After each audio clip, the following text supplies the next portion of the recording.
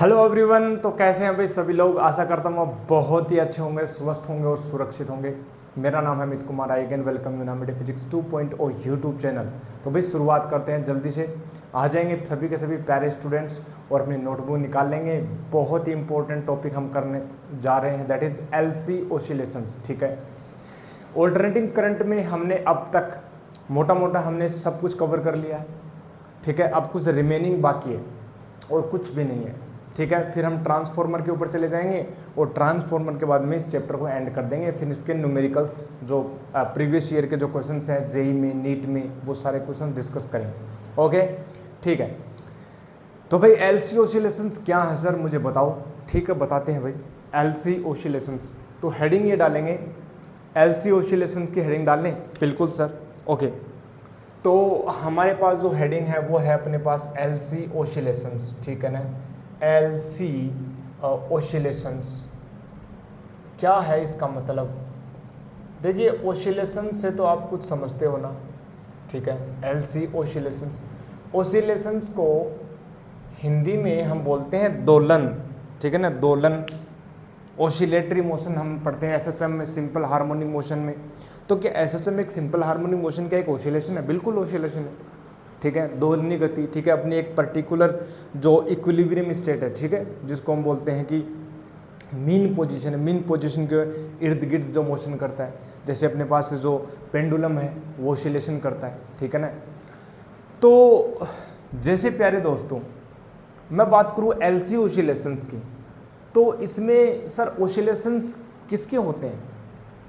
भाई एल है, सी है। ठीक है ना, अपने पास एक होता है एल इंडक्टर और एक होता है सी मतलब कैपेसिटर। तो इसमें ओसिलेशंस किसके होंगे? क्या कोई ऑब्जेक्ट मूव करेगा? जी नहीं। यहां पर देखो एल और सी, सी हमें पता है क्या होता है। सी सी जो होता है कैपेसिटर होता है। जैसे मैं इसका एक सर्किट बनाता हूं, ठीक है, इसका एक सर्किट बनाता हूं। एल सी का मतलब क्या? जैसे मैंने बोल दिया एक एलसी सर्किट, मैंने इसको ड्रॉ किया। ठीक है, बना दिया क्या एलसी? यस, बना दिया, बिल्कुल बना दिया। अब एलसी ओसिलेशंस में होगा क्या? ये एक इंडक्टर है, ये एक कैपेसिटर है। कैपेसिटर की कुछ कैपेसिटेंस होगी, धारिता होगी। ठीक है, इसको मैंने बोल दिया सी कैपेसिटेंस इसकी। ठीक है ना, और इसका कोफिशिएंट ऑफ सेल्फ इंडक्शन या सेल्फ इंडक्टेंस जो एल होगा। अब मैं क्या करता हूं प्यारे दोस्तों, यहां पर मैंने एक कैपेसिटर को चार्ज करके लगा दिया। ठीक है ना, अदरवाइज आप चार्ज ही नहीं करोगे, तो चार्ज नहीं करोगे तो इसमें एनर्जी कहां से आएगी? ठीक है ना। अब तुम्हें पता लग रहा है कुछ कि ओसिलेशन किसका होगा? यहां पर जो चार्ज है, चार्ज मूव करेगा। ठीक है ना, कभी उधर कभी उधर कभी उधर कभी उधर कभी उधर कभी उधर, तो चार्ज का ओसिलेशन होगा। अब चार्ज का ओसिलेशन होगा तो क्या करंट का ओसिलेशन भी बोल सकता हूं? बिल्कुल सर। अब आगे हम पढ़ाऊंगा, जब हम डिस्कस करेंगे इसको, तो हम देखेंगे कि there is oscillations of energy also exist. ठीक है ना, एग्जिस्टिंग। तो यहां पर जो है एनर्जी का ओसिलेशन भी होता है। यस, तो तीन चीजों का ओसिलेशन होगा, हम देखेंगे जब इसका मैथमेटिकल एनालिसिस करेंगे, या अभी हम बता देंगे। ठीक है, तो इनिशियली मैं क्या करता हूं, देखिए एक दो बार आप सुनते जाना मेरी दो तीन बातें स्टार्टिंग में, फिर आपको पता लग जाएगा। मैंने एक कैपेसिटर को, चार्ज्ड कैपेसिटर को, ठीक है, मैंने इस सर्किट में लगा दिया इंडक्टर के साथ में। एक बात बताओ, क्या यहां पर कोई पोटेंशियल डिफरेंस है? जी है। चार्ज है तो पोटेंशियल डिफरेंस भी होगा कि नहीं होगा? बिल्कुल सर होगा। चार्ज है तो पोटेंशियल डिफरेंस तो होगा ही होगा। कितना होता है? V equal to Q upon C. मान लेते हैं यहाँ पर जो चार्ज है वो प्लस क्यू नोट है, यहाँ पर ऑब्वियसली बात है ये माइनस क्यू नोट होगा कि नहीं होगा? बिल्कुल होगा कि नहीं होगा? बिल्कुल होगा सर, ये तो पता ही है। तो क्या पोटेंशियल डिफरेंस होगा? V इक्वल टू होता है Q naught upon C, Q equal to C V. क्या कैपेसिटर के बारे में हमने कुछ पढ़ा है? क्या हमने इलेक्ट्रोस्टैटिक्स के बारे में, इलेक्ट्रोस्टैटिक्स में क्या कैपेसिटर के बारे में कुछ पढ़ा था? जी बिल्कुल। तो यहाँ पर क्या होगा? पोटेंशियल डिफरेंस है, बिल्कुल।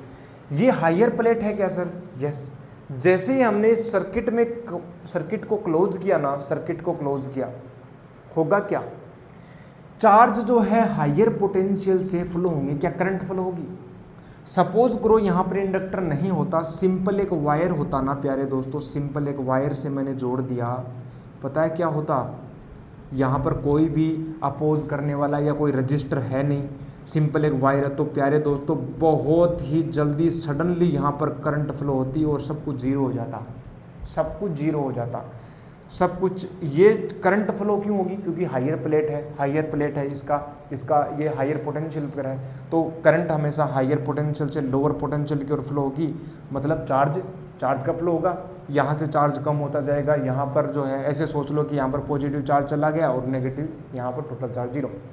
बट यहाँ पर एक इंडक्टर है, अब इंडक्टर देखो अब क्या होगा, यहाँ से क्या हुआ, जैसे ही हमने इसको कनेक्ट किया, क्या यहाँ से चार्ज जाना स्टार्ट करेगा, क्या यहाँ से चार्ज जाना स्टार्ट करेगा, पॉजिटिव ले लेता हूँ मैं, पॉजिटिव चार्ज ले लेता हूँ। देखो कैसे भी मान सकते हो आप, या तो ये कर सकते हो कि पॉजिटिव चार्ज यहाँ से निकल करके यहाँ डिपॉजिट हो गया, या आप ऐसे सोचते हो इलेक्ट्रॉन यहाँ से निकल करके यहाँ चला गया, वास्तव में इलेक्ट्रॉन का ही होता है, वास्तव में तो इलेक्ट्रॉन ही चलते हैं, पॉजिटिव चार्ज थोड़ा ना चलते हैं, नहीं। तो मान लेते हैं कि यहाँ से पॉजिटिव चार्ज गया या इलेक्ट्रॉन यहाँ से गया, तो करंट तो इस तरफ फ्लो होगी ना, क्योंकि चार्ज का लीकेज हो रहा है तो करंट इस तरफ फ्लो होगी ना, चार्ज यहाँ से लीक कर रहा है, चार्ज यहाँ से लीक कर रहा है, तो करंट यहाँ से इंक्रीज होगी, करंट बढ़ेगी, करंट की वैल्यू बढ़ेगी, चार्ज जो यहाँ से घटता जाएगा और करंट की वैल्यू बढ़ेगी, चार्ज घटता जाएगा, करंट की वैल्यू बढ़ती जाएगी, करंट की वैल्यू बढ़ती जाएगी। बिल्कुल सर, अच्छी बात, मज़ा आ गया, ओके। एक बात बताओ, क्या करंट सडनली ही इंक्रीज हो जाएगी और चार्ज जीरो हो जाएगा क्या? जी नहीं। यहाँ पर इंडक्टर है, इंडक्टर क्या करता है, इंडक्टर एक ऐसा डिवाइस, ऐसा एलिमेंट होता है सर्किट के अंदर, वो क्या करता है अपने अंदर से, जैसे ही इसमें करंट फ्लो होगी तो क्या इससे एसोसिएटेड मैग्नेटिक फ्लक्स इससे एसोसिएटेड हो जाएगा इस इंडक्टर कोइल से, और फ्लक्स इंक्रीज होगा, और ये क्या करेगा, उस इंक्रीज का अपोज करेगा। तो मान लेते हैं थोड़े, ये t इक्वल टू 0 सेकेंड पर था, ठीक है ना, जैसे ही कुछ समय पश्चात, मतलब कुछ सेकंड के पश्चात हमने इस सर्किट को देखा, तो हमने क्या पाया, हमने ये पाया कि चार्ज की वैल्यू जो है, चार्ज की जो वैल्यू वो घट गई, चार्ज की वैल्यू क्या हो गई, वो घट गई, ठीक है। चार्ज की वैल्यू घट गई तो क्या करंट की वैल्यू बढ़ गई? बिल्कुल, ठीक है ना। ये करंट की वैल्यू इसमें मान लेते हैं आई करंट फ्लो होने लगी, इनिशियली कोई करंट नहीं है, मान लेते हैं इनिशियली कोई करंट नहीं है, यहाँ पर कोई करंट नहीं है, यानी आई इक्वल टू कितना है, 0। जैसे ही हमने इसको स्विच ऑन किया, मान लेते हैं कि यहाँ पर ये स्विच है, ठीक है, ये स्विच हमने ऑन किया है, ओके, तो होगा क्या, कुछ समय पश्चात यानी कुछ टाइम सेकंड के पश्चात ये होगा कि यहाँ पर जो चार्ज है वो घट जाएगा और यहाँ से करंट फ्लो होने लग जाएगी। मान लेते हैं यहाँ से करंट आई हो गई, यहाँ पर चार्ज बचा, मान लेते हैं प्लस क्यू, यहाँ पर बचा माइनस का क्यू। प्यारे दोस्तों ऐसा ही होगा क्या, करंट की वैल्यू बढ़ने लग जाएगी क्या? बिल्कुल बढ़ने लग जाएगी। करंट जब बढ़ने लग जाएगी तो इससे एसोसिएटेड जो मैग्नेटिक फ्लक्स होगा ना, वो भी क्या हो जाएगा, बढ़ने लग जाएगा। क्या मुझे पता है कि मैग्नेटिक फ्लक्स ऐसे ही होता है इसके चारों? क्या मुझे ऐसा बात पता है क्या प्यारे दोस्तों? ऐसा ही होता है क्या? यस, अपने पास, ठीक है ना। ये से अब करंट, पहले देखो, पहले इस कैपेसिटर कंप्लीटली चार्ज था, इनिशियली कैपेसिटर कंप्लीटली चार्ज था, तो क्या यहाँ पर इस सर्किट के अंदर केवल और केवल जो एनर्जी थी वो केवल कैपेसिटर में थी, और कैपेसिटर में एनर्जी थी, कैपेसिटर में एनर्जी थी और इंडक्टर में कोई एनर्जी नहीं थी। कैपेसिटर की एनर्जी जो थी वो मैंने मान लिया यहाँ पर जो है टोटल चार्ज Q है, तो क्या Q naught square upon 2C होगा? क्या प्यारे दोस्तों यही होती है। और ये जो एनर्जी है 0 है, ये तो कैपेसिटर है और ये इंडक्टर है, इसकी एनर्जी 0। लेकिन किसी इंस्टेंट के ऊपर मैंने ये बोल दिया कि यहाँ पर कुछ एनर्जी इसमें भी बची है और कुछ एनर्जी इसमें भी आ गई। कितनी आ गई?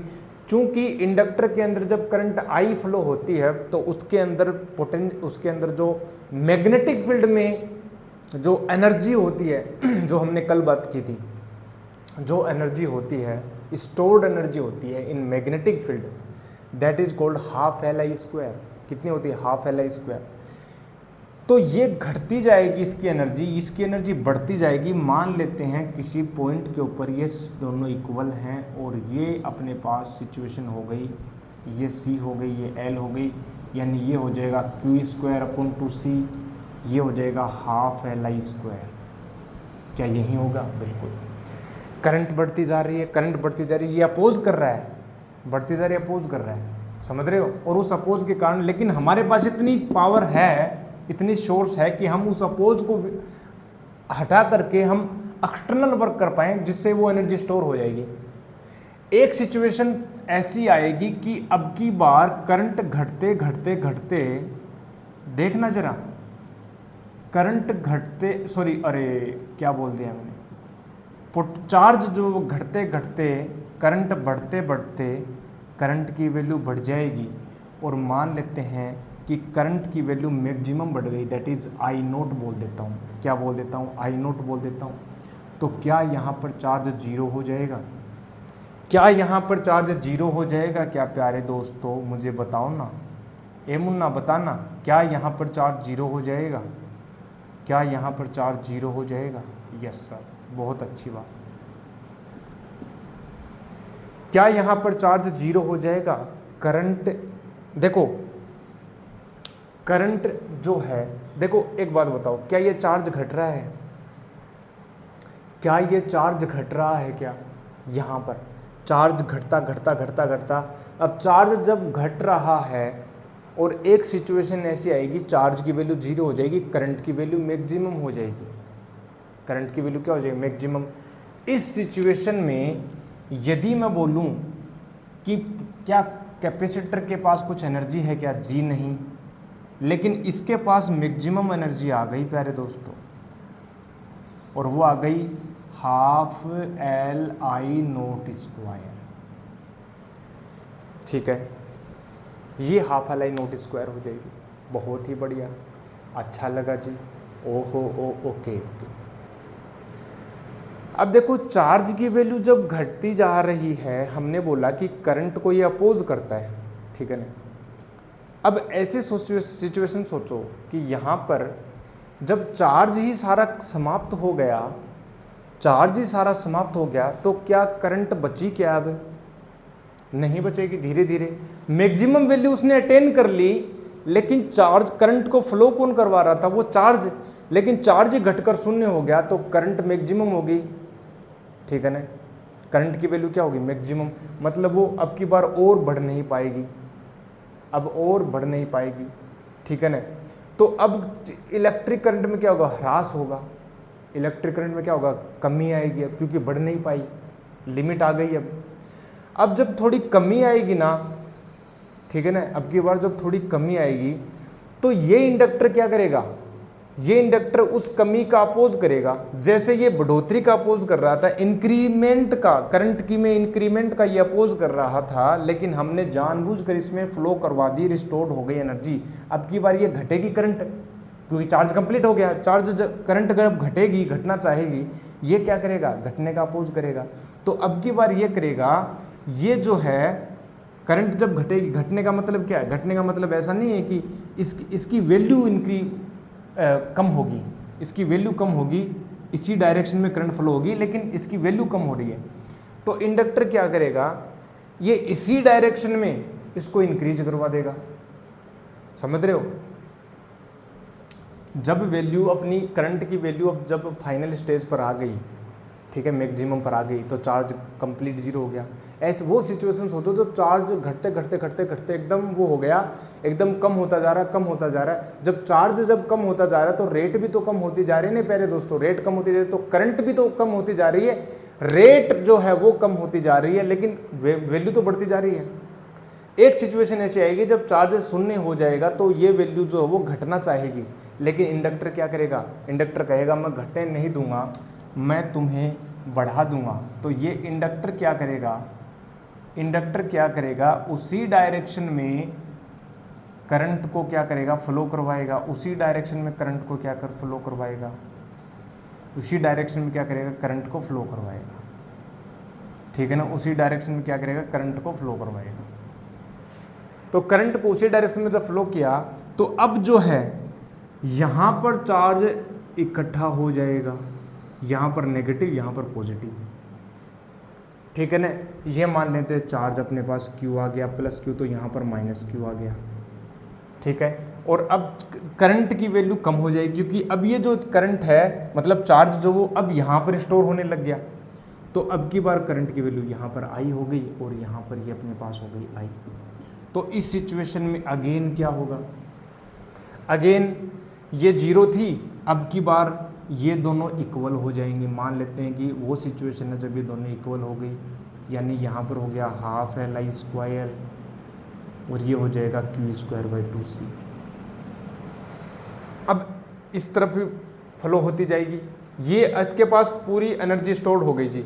अब ये एनर्जी क्या करेगी, इसमें डिसिपेट करेगी, ठीक है ना। तो नेक्स्ट जो सिचुएशन बनेगी ना, नेक्स्ट जो सिचुएशन बनेगी वो कुछ इस प्रकार से बनेगी प्यारे दोस्तों। देखो जरा, देखो तो क्या यहाँ पर मैं बोल दूं कि यहाँ पर ये हो गया, कि यहाँ पर हो गया प्लस Q नोट हो गया और यहाँ पर हो गया माइनस Q नोट हो गया। एक सिचुएशन ऐसी आएगी जब ये करंट जो वो ये जो है जो घट रही थी उसको बढ़ाते बढ़ाते बढ़ाते इसमें स्टोर होता जाएगा, स्टोर होता जाएगा, और इसमें जो है करंट जो वो जीरो हो जाएगा अब की बार। और ये टोटल चार्ज मतलब जितना इसके पास स्टोर्ड एनर्जी थी in the form of magnetic field, वो उसने सारी की सारी किस में दे दी, इस कैपेसिटर को चार्ज करने में दे दी। क्या ये स्टोर कर सकता है एनर्जी? बिल्कुल कर सकता है। किस फॉर्म में स्टोर करता है? करंट की फॉर्म में, हाफ LI स्क्वायर। याद करो, हाफ LI स्क्वायर हमने स्टोर कर दी। अब ये क्या करेगा, ये भूखा हो गया, ये भूखा हो गया तो ये क्या करेगा, अब मेरे को चार्ज दे, ठीक है। ये घट रहा था, करंट जब घट रही थी तो ये कहेगा हम बढ़ा देते हैं, तो बढ़ाता जाएगा, ये एक तरह से वो अपने पास ये स्टोर होते जाएगी इसमें और ये घटती जाएगी। एक टाइम पर जीरो हो गया। अब देखो अब क्या होगा, क्या इसके पास एनर्जी आ गई कितनी, Q naught square by 2C maximum, और इसके पास एनर्जी जीरो हो गई। अब ये क्या करेगा, अब ये करेगा क्या करेगा प्यारे दोस्तों, अब ये कहेगा कि अब मैं फुल चार्ज हो गया, अब मैं फुल चार्ज हो गया तो मैं वापस क्या करूँगा, मैं वही अपना खेला खेलूँगा।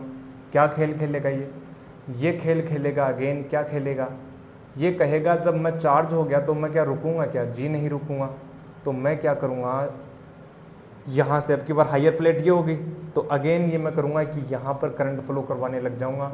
यहाँ पर प्लस चार्ज आ गया, माइनस, अब मान लो तो ये मान लो यहाँ पर प्लस Q हो गया, ये माइनस Q हो गया, यहाँ पर करंट अपने पास, ठीक है ना, ये करंट अपने पास फ्लो होने लग जाएगी I, ठीक है ना। मान लेते हैं यहाँ पर करंट I हो गई और इस सिचुएशन में अपने पास अगेन क्या हो गया, यहाँ पर इक्वल हो गई, तो ये हमने बोल दिया कि ये इक्वल हो गई, ठीक है ना, ये इक्वल हो गई, तो ये हो गई Q स्क्वायर अपॉन 2C, ये हो गया हाफ LI स्क्वायर। अगेन क्या होगा, कुछ समय पश्चात ये कंप्लीट जो है चार्ज डिसिपेट हो जाएगा, और कंप्लीट जब डिसिपेट हो जाएगा तो अगेन क्या होगा यहाँ पर, ठीक है ना, ये अपने पास ये जो है कंप्लीट, ठीक है, यहाँ पर हो जाएगा, ओके। और हम ये बोलूँगा, ठीक है ना, इतनी बात समझ में आ गई, ये कंप्लीट चार्ज हो गया। अब अगेन क्या होगा, ये टोटल करंट जो है ये डिसिपेट हो जाएगा, डिसिपेट हो जाएगा तो अगेन सिचुएशन आएगी कि ये जो है सारा का सारा जीरो हो जाएगा, maximum current I note flow हो जाएगी, और अब की बार जो है वो इस प्रकार से हम बनाएंगे मैग्नेटिक फ्लक्स को, ये कंप्लीटली इसमें क्या हो जाएगा, स्टोर हो जाएगी एनर्जी, ठीक है ना, मैग्नेटिक फील्ड में एनर्जी स्टोर हो जाएगी ये अपने पास, ठीक है। तो यहाँ पर इस प्रकार से, ठीक है, यहाँ पर इस प्रकार से जब हमने इस तरह से लिया था ना, तो अब की बार जो है, ठीक है ना, ऐसे लेंगे, ऐसे लेंगे, ओके। तो अब यहाँ पर जीरो हो गया। अब यहाँ पर जो मैक्सिमम जो है, मैक्सिमम जो है अब की बार ये आ जाएगी, यानी half LI note square, half LI note square, और ये जीरो हो जाएगी। हो गई कि नहीं होगी? बिल्कुल होगी। अब ये क्या करेगी, अब ये घटना चाह रही है, अब ये क्या कर रही है, घटना चाह रही है, क्योंकि ये टोटल चार्ज, वही सिचुएशन आ गई अगेन, याद करो वो सिचुएशन, अगेन ये याद करो, ये सिचुएशन आ गई कि नहीं आ गई, बट डायरेक्शन अब की बार अलग है, बस और कुछ नहीं है। तो ये क्या कहेगा, हम घटने नहीं देंगे, हम बढ़ा देंगे। तो बोलेगा ठीक है बढ़ा दो। तो सिचुएशन क्या होगी अब की बार सिचुएशन कुछ इस प्रकार से होगी ये। तो करंट जो है अपने पास अब की बार आई हो जाएगी और यहाँ पर कुछ चार्ज आ जाएगा, Q चार्ज आ गया प्लस Q, और यहाँ पर माइनस Q चार्ज आ गया, और यहाँ पर इस प्रकार से, ठीक है ये। और ये अपने पास करंट हो गई आई। इस सिचुएशन में क्या होगा, इस सिचुएशन में दोनों अपने पास मान लेते हैं वो सिचुएशन आ गई जब दोनों इक्वल हो गई, यानी ये हो गया हाफ Li² और ये हो गया Q²/2C। और फिर ऐसी सिचुएशन आएगी नेक्स्ट यदि मैं और बनाऊं तो ये कंप्लीट जो है करंट मैक्सिमम I0 हो जाएगी, ये कंप्लीटली चार्ज हो जाएगा। बोलो हाँ कि नहीं, ये वाला याद करो। अब जो ये करंट फ्लो होती जाएगी, ठीक है ना, और ये कंप्लीटली चार्ज हो जाएगा। चलो बना ही देते हैं नेक्स्ट मैं बनाऊं तो क्या हो जाएगा, ये कंप्लीटली चार्ज हो जाएगा, ये वाला, ठीक है ना, प्लस Q0 से और ये माइनस Q0 से कंप्लीटली चार्ज हो गया। देखिए ये वाला, ये आगे कि नहीं आगे, बिल्कुल आगे। अब यहाँ पर करंट जीरो हो जाएगी, अब की बार करंट जीरो हो गई, ठीक है ना, ये करंट जीरो हो गई। तो देखो 1 2 3 4 5 6 7 8 9। अब मुझे बात बताओ, ये देखो, ये जो डायग्राम है, ये जो फिगर बना सर्किट का, ये कहाँ मिल रहा है मुझे बताओ, और डायरेक्शन सहित बताना। करंट इसमें टेंडेंसी क्या है, करंट की इस तरह से फ्लो होगी। ये जो फिगर है यहाँ पर भी बन रहा है, लेकिन इसमें जो है वो इस प्रकार से फ्लो हो रही है। टेंडेंसी क्या है, इस प्रकार से फ्लो हो रही है, लेकिन हमें तो चाहिए ऊपर की तरफ फ्लो होने वाला, वो ये है। समझ रहे हो, मतलब इस चार्ज का जो चक्कर लग रहा है उसका एक कंप्लीट साइकिल जब ये वाली सिचुएशन हमें मिल जाएगी तो हो गया एक कंप्लीट साइकिल। समझ रहे हो एलसी ऑसिलेशन। अगेन चलो रिपीट करते हैं जल्दी से, दोनों हम रिपीट करते हैं। देखो हुआ क्या, पहले चार्ज था कैपेसिटर चार्ज था, इंडक्टर क्या था, इंडक्टर पैसिव था, कुछ नहीं था, एक्टिव नहीं था, इसके अंदर कोई एनर्जी स्टोर नहीं थी। जब ये चार्ज था तो इसके ऊपर पोटेंशियल डिफरेंस था बिल्कुल। तो यहाँ पर जैसे हमने इसको लगाया इंडक्टर में, ठीक है ना, अच्छा हालांकि यहाँ पर कोई रजिस्टर नहीं है, रेजिस्टेंस नहीं है, यहाँ पर हमने रेजिस्टेंस को अवॉइड किया। जैसे ये हायर प्लेट से लोअर प्लेट की ओर चार्ज फ्लो होगा तो चार्ज घटता जाएगा धीरे धीरे। चार्ज घट रहा है प्यारे दोस्तों, चार्ज घट रहा है, करंट बढ़ रही है, करंट इस सर्किट में बढ़ रही है। करंट बढ़ते बढ़ते बढ़ते मान लो आई हो गई, चार्ज घट गया, ये मान लो ज़्यादा चार्ज है, ये घट गया, 2 चार्ज हो गई। एक सिंपल तरीके से हमने दिखाया इसको, 2 चार्ज। फिर और करंट बढ़ेगी, करंट बढ़ती बढ़ती मैक्सिमम I0 हो गई, चार्ज जीरो हो गया। लेकिन ये जब चार्ज जीरो हो रहा है तो चार्ज की जो रेट है वो घट रही है, ठीक है ना। पहले बहुत जल्दी से करंट फ्लो होगी, लेकिन फिर आगे इस मैक्सिमम वैल्यू को जब अटेंड करेगी तो जो है वो ऐसे होगा कि चार्ज की वैल्यू लगभग जीरो होने ही वाली है, तो करंट डिक्रीमेंट होगा। समझ रहे हो, जो वेरिएशन हमें पहले मिल रहा था ये t=0 सेकंड के ऊपर जो करंट सडनली इंक्रीज हुई, बाद में ये डिक्रीमेंट होने लग जाएगी। अब ये इंडक्टर क्या करेगा, इस डिक्रीज होने वाली करंट को, चूंकि करंट डिक्रीज मतलब उसकी वैल्यू डिक्रीज हो रही है, I0 होने से पहले की सिचुएशन सोचो, जस्ट I0 से पहले की सिचुएशन सोचो, करंट घट रही है लेकिन करंट की जो रेट है, ठीक है ना, चार्ज की जो हम बोलें कि चार्ज जो है वो आ रहा है, आने की जो रेट है वो घटती जा रही है। तो इनडायरेक्टली हम ये बोलें कि करंट की वैल्यू घट रही है, ठीक है ना, और डायरेक्शन तो सेम है, डायरेक्शन सेम है, याद रखना डायरेक्शन तो सेम है, लेकिन करंट का जो मैग्नीट्यूड है ना वो कम हो रहा है। इससे ये इंडक्टर क्या करेगा, इस मैग्नीट्यूड को, जो घटता हुआ मैग्नीट्यूड को बढ़ाने की कोशिश करेगा। बढ़ाने के लिए क्या करेगा, इसी डायरेक्शन में करंट फ्लो करा देगा। ये जब इसी डायरेक्शन में करंट फ्लो करवा देगा तो ये चार्ज होने लग जाएगा, अब ये सिचुएशन सेम चलती रहेगी जब तक ये मैक्सिमम कंप्लीट चार्ज नहीं हो जाए। जैसे ये कंप्लीटली चार्ज हो गया, यहाँ पर करंट जीरो हो जाएगी, क्योंकि अब ये चार्ज कंप्लीट हो गया, अब इसमें कोई चार्ज नहीं बचा, कोई करंट भी नहीं होगी।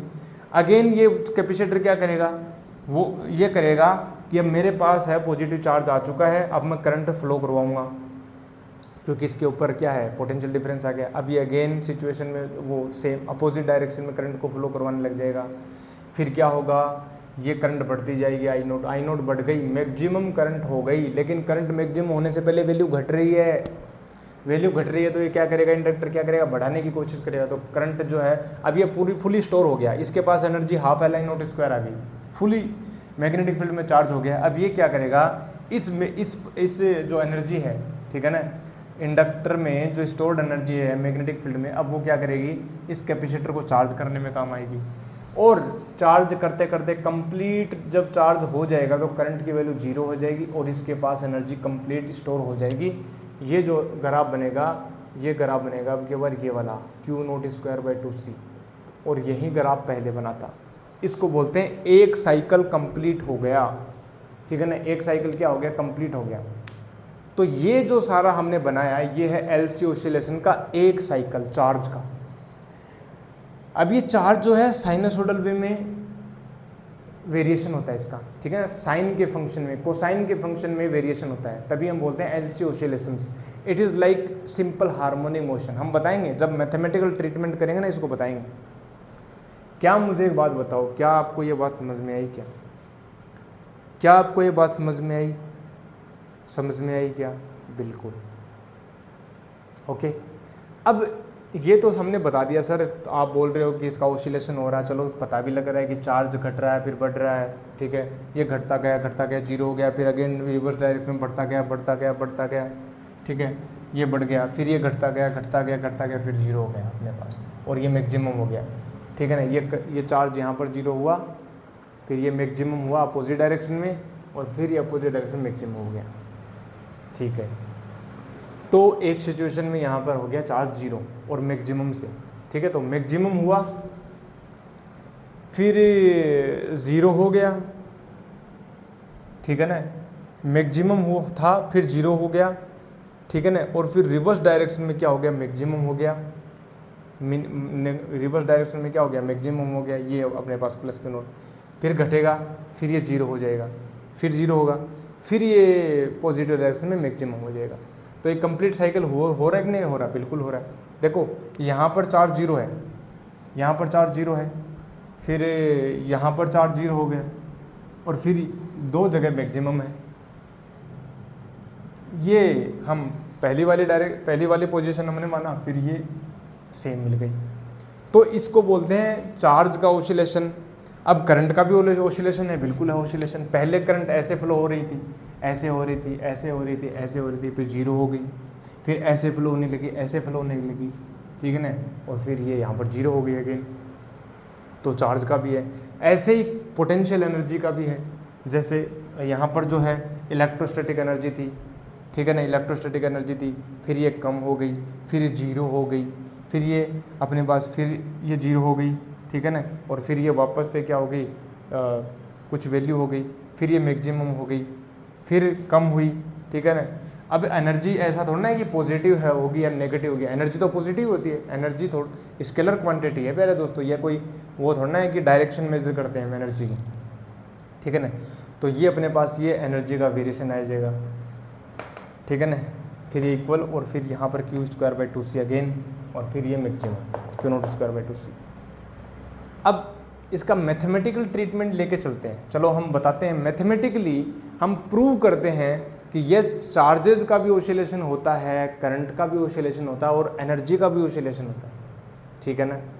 कर दें, डिस्कस कर दें, ठीक है। और एक और बात बता दें, ये जो टोटल एनर्जी है इस सर्किट में, जो टोटल एनर्जी है वो हमेशा कांस्टेंट रहती है, वो भी हम प्रूव करेंगे, ठीक है। पहले इसको नोट करना।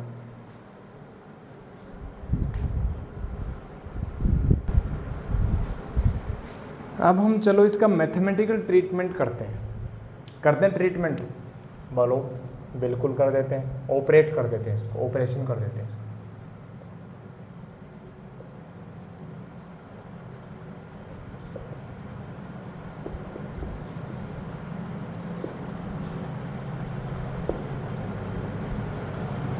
तो हम क्या करते हैं, एक इंडक्टर ले लेते हैं और एक कैपेसिटर ले लेते हैं, यही तो हम कर रहे थे ना अभी तक।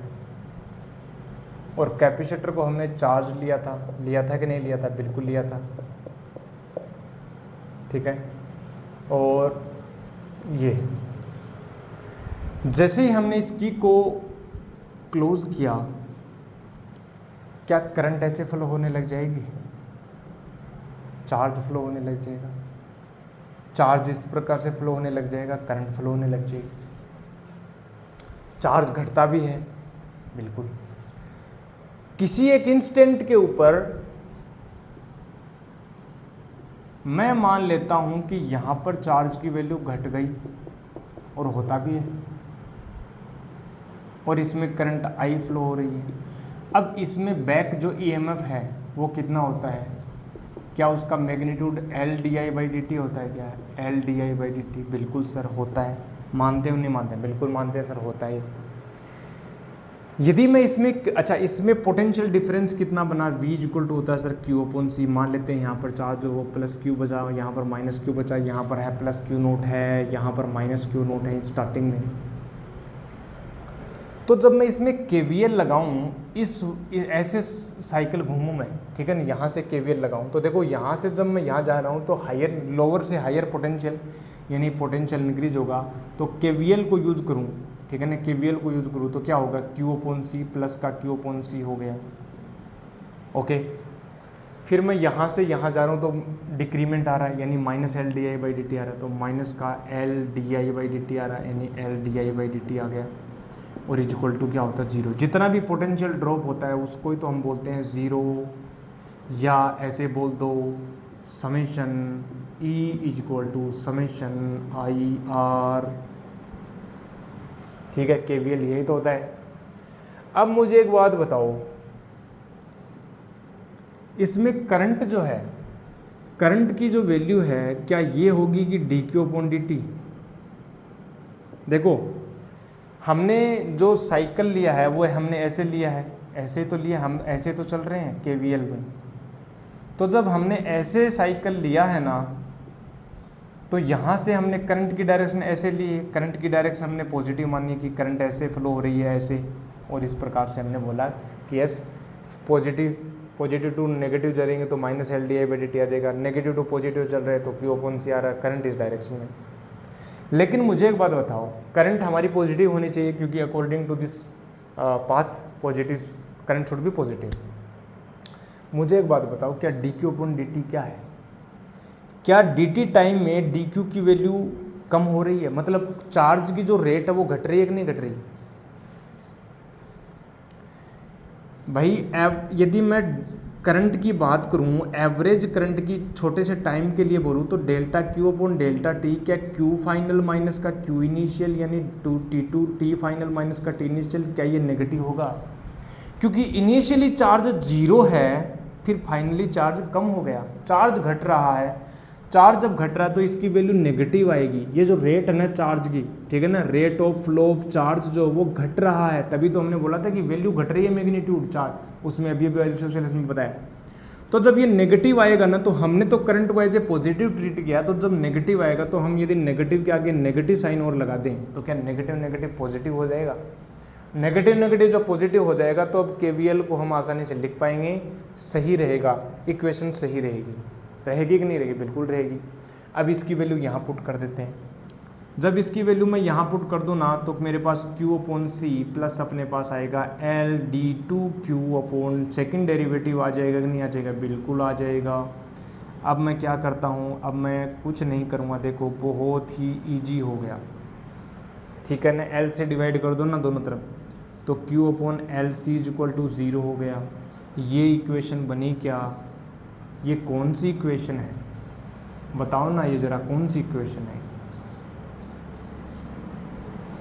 Linear differential equation. क्या ये जो इक्वेशन है, क्या वही फॉर्मेट हमें मिली थी सिंपल हार्मोनिक मोशन में? Second order differential equation, second order differential equation. तो जैसे आपको पता है क्या इसको सॉल्यूशन, इसका सॉल्यूशन कैसे निकालते हैं? क्या ये वैसी फॉर्मेट नहीं है जो हम ग्रेजुएशन में पढ़ते थे?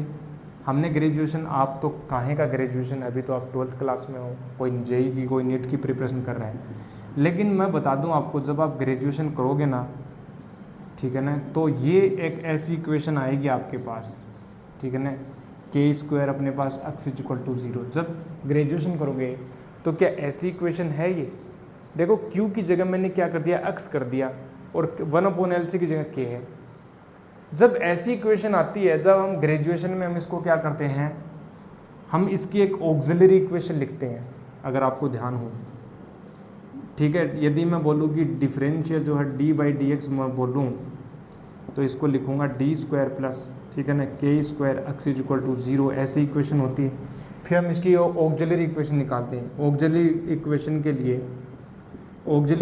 के लिए हम लिखते हैं m स्क्वायर प्लस के स्क्वायर इक्वल टू 0, ठीक है ना। इसको हम सोल्व करते हैं, m plus iota K m minus iota K equal to 0। m की वैल्यू अपने पास आ जाती है प्लस माइनस आयटा के। तो इसकी जो x की जो वैल्यू आती थी वो आती थी c1 e to the power m1 kx, यानी m1 kx आ जाता था, प्लस अपने पास c2 आ जाता था e to the power m2 kx, ऐसे ही आता था सॉल्यूशन, जनरल सॉल्यूशन। तो c1 e की पावर यहाँ पर हम बोल देते iota K X plus c2 e to the power minus iota K X. जब हम सोल्व करते थे तो प्यारे दोस्तों e to the power iota theta cos theta plus iota sine theta, मैं जनरल सॉल्यूशन बता रहा हूँ, ठीक है ना। फिर आप बोलोगे कि हमें बताया नहीं था, कोस के एक्स, कोस माइनस माइनस के एक्स हो जाएगा, प्लस साइन है जो माइनस का आयटा साइन के एक्स हो जाएगा। जब हम सोल्व करें इसको तो देखो c1 प्लस c2 आएगा, c1 प्लस c2 कोस के एक्स आएगा, और c1 प्लस c2 को मैं क्या लिख देता हूँ, a लिख देता हूँ, a कोस के एक्स आ गया, प्लस यहाँ पर आएगा आयोटा c1 माइनस c2, इसको मैं बोल देता हूँ b, तो यहाँ पर हो गया b साइन के एक्स। ये सॉल्यूशन निकलता है, ये सॉल्यूशन निकलता है प्यारे दोस्तों। क्या आपको ध्यान है? कुछ आपको ध्यान नहीं है, लेकिन मेरे को जरूर ध्यान है। ये सॉल्यूशन निकलता है इस इक्वेशन का, a cos K X plus b sine K X, sorry a sign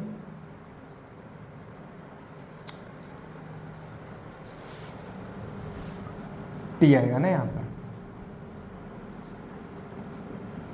यार ये तो हम निकाल ही रहे हैं, x को निकाल रहे हैं, x को रख रहे हैं, वाह।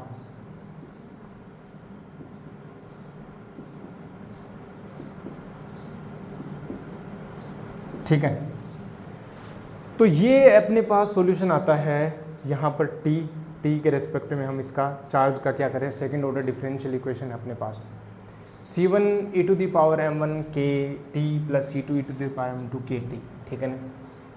ये अक्स तब का याद रहेगा जब हम d2y अपॉन dx2 लेते थे, ठीक है। तो यहाँ पर ऐसा सॉल्यूशन हमें मिल जाता था, ठीक है। अब देखो यहाँ पर q के जो मल्टीप्लाई 1/LC है, अगर मैं 1/LC को ओमेगा स्क्वायर मान लूँ, ठीक है ना, यदि मैंने 1/LC को यदि मैंने बोल दिया कि ये जो है, ठीक है ना, ये ओमेगा स्क्वायर है, तो ओमेगा की वैल्यू हो गई 1/√LC। तो ये इक्वेशन कैसी बन जाएगी? अब देखो इसी का मैं यूज़ इसमें इस इक्वेशन में करूँगा। मुझे बताओ ज़रा, इस इक्वेशन को लिखो, जब मैं ओमेगा स्क्वायर लिख देता हूँ तो ये अपने पास क्या बनेगी, ये बनेगी d2q/dt2 प्लस अपने पास ये बन जाएगा omega square q equal to 0। बन गई कि नहीं बन गई? अब इसका जो सॉल्यूशन है, क्या अभी अभी जो करवाया वैसा ही नहीं होगा कि q इक्वल टू वो हो जाएगा, कोई भी वैल्यू c1 ले लो, ठीक है ना, c1, ठीक है ना, c1 अपने पास कोस ओमेगा टी प्लस अपने पास c2 साइन ओमेगा टी। ये इसका जनरल सॉल्यूशन निकलेगा। निकलेगा कि नहीं निकलेगा? बिल्कुल निकलेगा सर। निकलना चाहिए कि नहीं निकलना चाहिए? बिल्कुल निकलना चाहिए। अब कंडीशन लगा देते हैं, ठीक है। बाउंड्री कंडीशन क्या है? बाउंड्री कंडीशन हम लगाएं, चूंकि एट t इक्वल टू 0 पर क्या चार्ज 0 था क्या? नहीं सर, चार्ज Q0 था। कितना था? कैपिटल Q0 बोल दो या Q0 बोल दो, बात एक ही, ठीक है। अगर मैं इसको स्मॉल Q0 ले लेता हूँ, ठीक है, तो अच्छा रहेगा मेरे लिए, स्वास्थ्य के लिए अच्छा रहेगा, ठीक है ना। तो Q is equal to Q naught हमने रखा T इज इक्वल टू 0 पर, तो T इज इक्वल टू 0 पर रखोगे तो 0 हो जाएगा, ये 1 हो जाएगा, तो मेरे पास बनेगा C1 इज इक्वल टू क्या बना, C1 इज इक्वल टू बना Q नोट। C1 कितना बना, Q नोट आ गया। अब मैं क्या करता हूँ, T इज इक्वल टू 0 पर ही, T इज इक्वल टू 0 पर ही करंट देखो क्या थी, ठीक है ना। करंट की वैल्यू हम निकालें, करंट की वैल्यू है minus D Q upon D T, तो चूंकि करंट की वैल्यू होती है माइनस का D Q upon D T, तो माइनस का D Q upon D T करेंगे तो क्या आएगा C1, ठीक है ना। और कोस का हो जाएगा माइनस का यानी ओमेगा साइन ओमेगा टी, फिर प्लस, और ये हो जाएगा C2 ओमेगा, और ये हो जाएगा कोस ओमेगा टी। ये current I. T is equal to 0 पर करंट की वैल्यू देखो, करंट की वैल्यू 0 है क्या, करंट है क्या, करंट की वैल्यू है I is equal to D Q upon D T, लेकिन T इज इक्वल टू 0 पर चार्ज कितना है, ये तो कांस्टेंट है। T इज इक्वल टू 0 पर तो चार्ज कांस्टेंट है, Q नोट कांस्टेंट है, तो जब ये कांस्टेंट का डेरिवेटिव करोगे टाइम के रेस्पेक्ट में, इसकी वैल्यू 0 आ जाएगी। तो T इज इक्वल टू 0 के लिए मैं लिख रहा हूँ सब कुछ, इसके लिए T इज इक्वल टू 0 के लिए यही लिख रहा हूँ, तो ये तो हो गया 0, अगेन ये हो जाएगा 0, और ये बनेगा C2 ओमेगा। तो यहाँ से C2 कितना आएगा, 0 आएगा, ओमेगा तो 0 हो नहीं सकता, इसका मतलब C2 कितना है, 0 है। C2 0 आया, C1 Q नोट आया, तो क्या आया, इस इक्वेशन को बाउंड्री कंडीशन के अकॉर्डिंग अगर मैं रखूँ तो चार्ज की जो वैल्यू आएगी वो आएगी Q naught cos omega T, this is the charge. और अब आप देख के बताओ क्या ये जो चार्ज का जो वेरिएशन है, क्या ये कोसाइन के फंक्शन में है और क्या ये साइनसोडल है, मतलब ये ऑसिलेट कर रहा है कि नहीं कर रहा, बिल्कुल कर रहा है। अच्छा मेरे को एक बात बताओ कि करंट बता सकते हो, करंट कितना है, I इज इक्वल टू होता है minus D Q upon D T, वाह sir minus D Q upon D T होता है, चलो ठीक है जी, माइनस क्या माइनस का Q naught omega sine omega T कर दूं, बिल्कुल सर। तो क्या यहाँ से करंट की जो वैल्यू आएगी तो क्या ऐसे आ जाएगी, क्यू नोट ओमेगा को मैं आई नोट लिख देता हूँ यार, आई नोट साइन ओमेगा टी आ गया। क्या करंट भी ओसिलेट कर रही है, जी बिल्कुल, ये साइन के फंक्शन में ओसिलेट कर रही है, कोस के फंक्शन में है, याद करो आई नोट की वैल्यू है क्यू नोट ओमेगा। ओके, ये जो इक्वेशन है ना, ये एक एसएसएम की इक्वेशन है जिसमें ओमेगा क्या होता था, फ्रीक्वेंसी होती थी, तो यही यहाँ पर ओमेगा जो 1/√LC फ्रीक्वेंसी है। याद करो प्यारे दोस्तों वो दिन जब हमने आपको बताया था कि रेजोनेंस की कंडीशन में क्या होता है, रेजोनेंस की कंडीशन में ओमेगा जो है 1/√LC हो जाती है, रेजोनेंस फ्रीक्वेंसी। क्या वैसा सही है नहीं है क्या, ओमेगा इज इक्वल टू 1/, बिल्कुल ठीक है। ये आई नोट साइन ओमेगा टी हो गया। अब इसका ग्राफ बना सकते हो क्या, इसका ग्राफ बना सकते हो क्या सर, क्या बातें कर रहे हो, सस्ती बातें मत क्या करो। ये तो हो गया चार्ज, ठीक है ना, इसकी वैल्यू घटेगी नहीं, ये फिक्स है। एम्पलीट्यूड इसका कांस्टेंट रहेगा, याद रखना, एम्पलीट्यूड इसका कांस्टेंट रहेगा, एम्पलीट्यूड क्या रहेगा, कांस्टेंट रहेगा। ये क्यू के लिए Q is equal to Q naught cos omega T, ठीक है बिल्कुल। अब साइन में इसका एम्पलीट्यूड कितना है, क्यू नोट ओमेगा, यानी ज़्यादा है एम्पलीट्यूड करंट का। और इसका जो ग्राफ आएगा ना प्यारे दोस्तों, करंट का जो ग्राफ आएगा वो क्या कुछ इस प्रकार से आएगा। देखो यहाँ पर ये है, ये कोस का ग्राफ है ना, तो यहाँ पर जो है कंप्लीट साइकिल यहाँ पर हो गया, इसका एक कंप्लीट साइकिल यहाँ हो गया, और ये 0 होता है तो जो ये जो है करंट जो वो यहाँ पर मैक्सिमम हो जाएगी यहाँ पर, ठीक है ना, ये अपने पास, ठीक है ना, ये 0 है तो यहाँ पर करंट मैक्सिमम, ये अपने पास कुछ इस प्रकार से, ठीक है ना, और ये अपने पास मैक्सिमम, तो यहाँ पर ये हो जाएगा 0 और कुछ इस प्रकार से ये ग्राफ बनेगा, ठीक है ना, ऐसे। और यहाँ पर ये मैक्सिमम, तो यहाँ पर ये हो जाएगा 0, कुछ इस प्रकार से ग्राफ बनेगा, ठीक है ना। ये अपने पास जो है वो ऑल्टरनेटिंग करंट का ग्राफ बन जाएगा कुछ इस प्रकार से। तो करंट भी ओसिलेट कर रही है और चार्ज भी ओसिलेट कर रहे हैं, दोनों ओसिलेट कर रहे हैं, ठीक है ना, दोनों ओसिलेट कर रहे हैं, ठीक है। इस प्रकार से आगे चला जाएगा, ओके। तो अच्छा ये जो एम्पलीट्यूड है वो कांस्टेंट रहेगा, क्योंकि हमने माना है कि आइडियल कंडक्टर है, मतलब कोई भी रजिस्टर नहीं है, कोई रजिस्टर नहीं है, तो क्या इसमें एनर्जी का लॉस होगा क्या? जी नहीं होगा। हाँ, ऐसे हो सकता है कि जब चार्ज या करंट फ्लो हो रही है तो कुछ जो हीट है रेडिएशंस की फॉर्म में निकल जाए, ऐसे मान सकते हैं हम, इलेक्ट्रोमैग्नेटिक रेडिएशन की फॉर्म में निकल जाए, ये हो सकता है। Otherwise there will be no any loss of energy. तो कंटिन्यूसली इस प्रकार से ग्राफ चलता रहेगा, ऐसे ओसिलेशन चलता रहेगा करंट का, ऐसे ऐसे ऐसे ऐसे, और इसकी जो फ्रीक्वेंसी है वो होगी omega is equal to 1/√LC। इसका मतलब एक कांस्टेंट मैग्नीट्यूड, कांस्टेंट एम्पलीट्यूड, ठीक है, उसके अकॉर्डिंग ये जो है वो ग्राफ चलता रहेगा। तो ये होता है mathematical treatment of LC oscillation. LC oscillator, LC oscillation हमने देखा, करंट का हमने देखा, चार्ज का हमने देखा, ठीक है जी, बहुत बढ़िया। करंट का भी होता है, चार्ज का भी होता है, अच्छा जी, बहुत बढ़िया बहुत बढ़िया। एक बात बताएंगे, आप ये बता सकते हो क्या कि इसमें जो किसी इंस्टेंट के ऊपर जो टोटल एनर्जी है वो कितनी है? इंस्टेंट के ऊपर जो टोटल एनर्जी है वो कितनी है, और वो क्या कांस्टेंट है, वो हम उसको प्रूव करेंगे। बस आपको ये याद रखना है, I is equal to I naught sine omega T, sine omega T था, और Q is equal to Q naught cos omega T था, ठीक है, और I is equal to minus D Q upon D. अब हम सोल्व कर लेंगे, ठीक है, कर लेंगे, कर लोगे ना? कर लेंगे। और I नोट कितना था? Q नोट ओमेगा, ठीक है, पहले नोट करो इसको।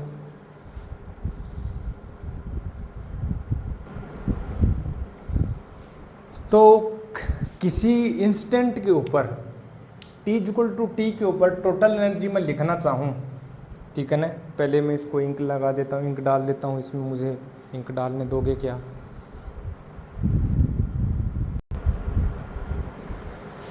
तो LC ओसिलेशन में अगर मैं किसी t equal to T time की कंडीशन की देखूं, t equal to T time पर यदि मैं उस सर्किट को देखूं, तो क्या उसके अंदर कुछ मैग्नेटिक फील्ड में stored energy, that is inductor में स्टोर्ड एनर्जी होगी, कुछ एनर्जी कैपेसिटर में भी स्टोर्ड होगी, दोनों का एडिशन टोटल एनर्जी होगी।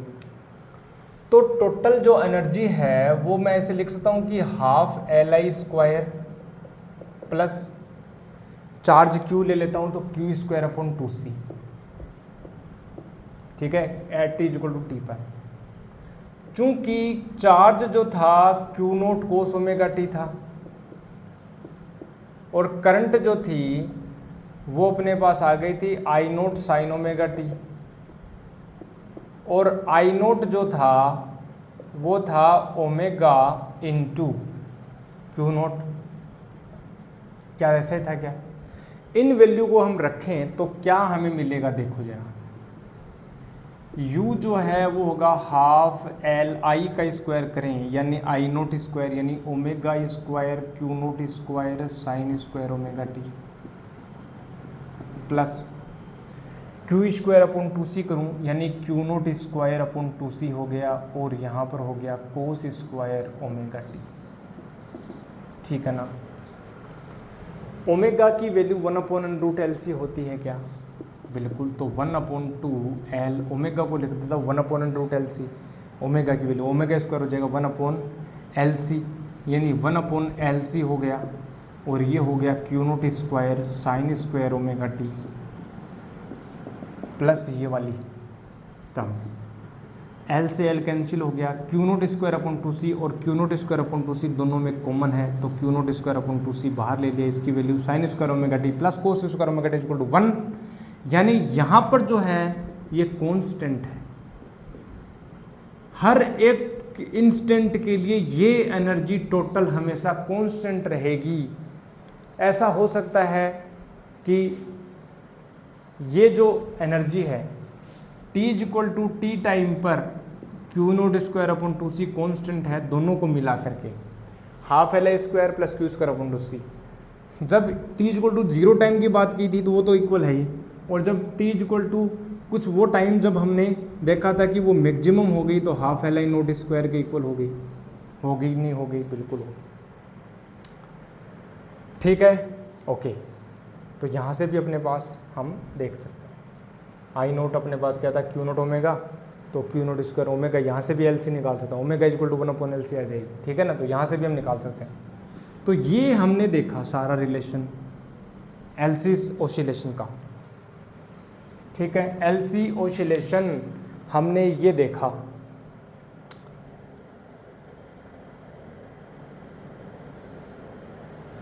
ठीक है।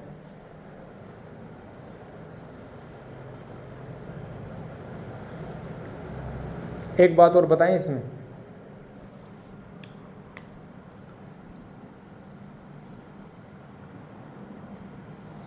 हमारा जो ऑर्डिनरी सिंपल हार्मोनिक मोशन होता है उसकी जो डिफरेंशियल इक्वेशन कुछ ऐसे आती है क्या, d2 x upon dt2 plus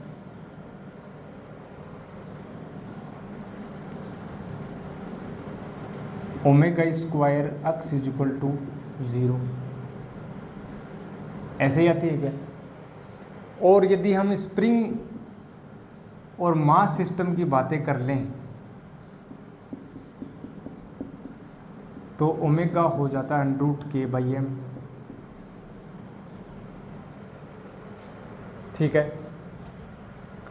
लेकिन यदि मैं एलसी ओसिलेशन की बात करूं तो एलसी ओसिलेशन में यदि मैं इक्वेशन लिखूं डिफरेंशियल इक्वेशन, तो क्या d2q upon dt2 plus omega square q is equal to 0 थी,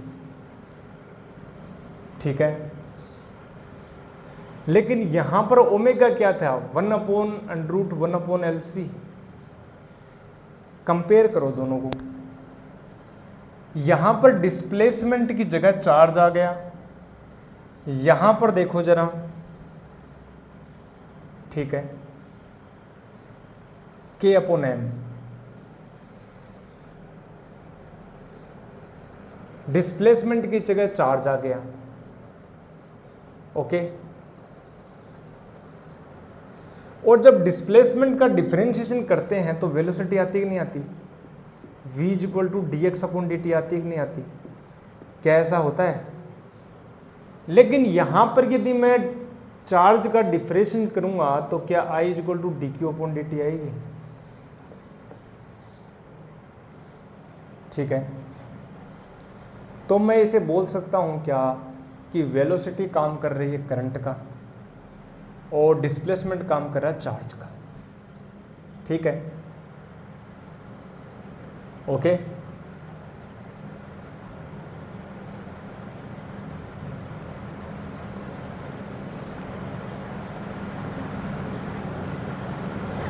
ओके, ये हो गया।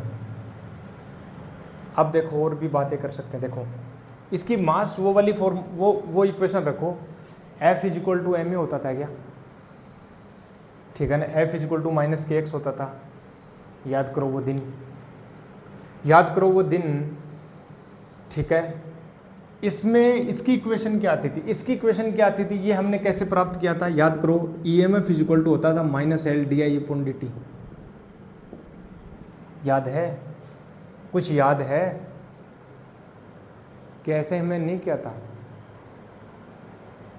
या ऐसे कर लो, Q/C -LdI/dt, ऐसे किया था कि नहीं किया था। लेकिन यहां पर जो हम ये इक्वेशन प्राप्त करते हैं उसमें क्या होता था, F is equal to -kx होता था और MAA बोले तो dV/dt हो जाता था। होता था कि नहीं होता था, बिल्कुल होता था।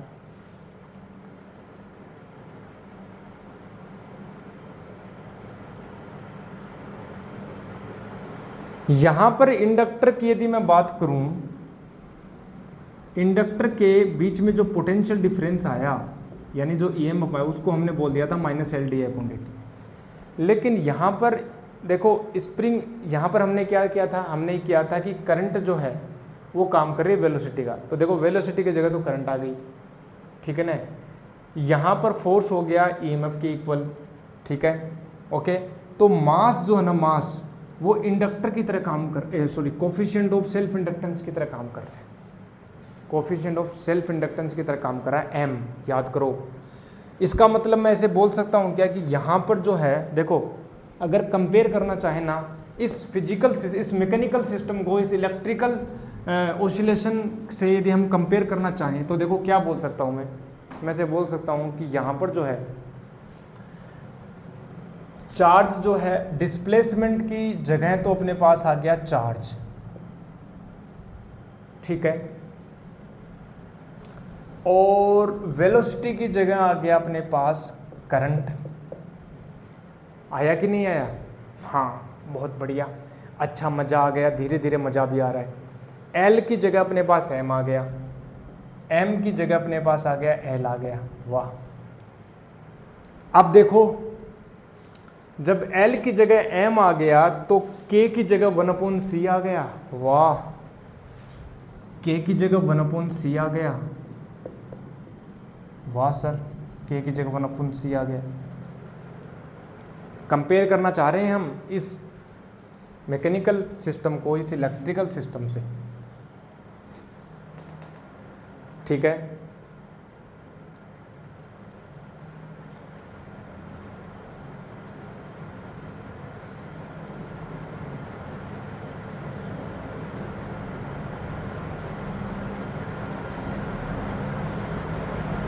ओके, यहां से कंपेयर, इसकी एनर्जी कितनी होती थी, इसकी एनर्जी कितनी होती थी, इसकी एनर्जी सर पोटेंशियल एनर्जी और काइनेटिक एनर्जी होती थी। हाँ, पोटेंशियल एनर्जी वो काइनेटिक एनर्जी भी होती थी, यानी 12mv² और 12kx² होती थी उसकी स्प्रिंग एनर्जी, ठीक है ना। पोटेंशियल एनर्जी, काइनेटिक एनर्जी क्या ऐसा ही होता था क्या ऐसा ही होता था कि 12kx² प्लस 12mv² होता था, ऐसे ही होता था क्या? लेकिन यहाँ पर क्या होता है, यहाँ पर होता है, देखो ये तो हो गया अपने पास उसमें मैकेनिक्स में, ठीक है। और यहाँ पर यदि मैं बात करूँ तो देखो 12mv² है, m की जगह यहाँ पर क्या आता है l, तो 12l, और v की जगह i², वाह सर, हाफ, k की जगह क्या आ गया, k की जगह 1/c आ गया, और x की जगह क्या आ गया, q आ गया, वाह सर वाह सर। तो ये हो गया, ये तो हो गया मैकेनिक्स में, ठीक है, मैकेनिक्स में। और ये अपने पास मैकेनिक्स में पढ़ लेते हैं, ये अपने पास इलेक्ट्रिकल, ठीक है ना, ये अपने पास आ गया एलसी ऑसिलेशंस में, ठीक है ना, एलसी ऑसिलेशन में हम पढ़ लेते हैं, ठीक है ना, एलसी ऑसिलेशन में हम पढ़ लेते हैं, एलसी ऑसिलेशंस में हम पढ़ लेते हैं। क्या कंपैरिजन हमने देखा, क्या हमने कंपैरिजन देखा? यस, तो ये कंपैरिजन है। ये तो हम पढ़ते हैं कोई फिजिकल सिस्टम हो, जैसे अपने पास कोई स्प्रिंग ब्लॉक सिस्टम हो, या कोई ऐसे यदि मैं बात करूँ टोरिजिनल जो है वो फिजिकल पेंडुलम कुछ भी हो, फिजिकल सिस्टम कुछ भी हो, उसके लिए के एम वी एक्स है।